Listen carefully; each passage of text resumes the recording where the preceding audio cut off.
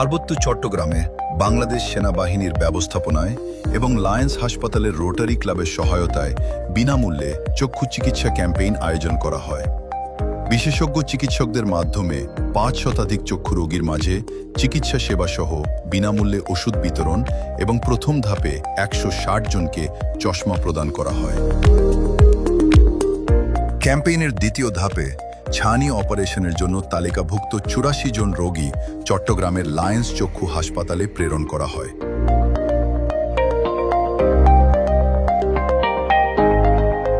৮৪ জন রোগীর এই দলটিতে নারী পুরুষ মিলিয়ে ৪৪ জন বাঙালি এবং ৪০ জন পাহাড়ি ব্যক্তি চিকিৎসা সেবা গ্রহণ করেন।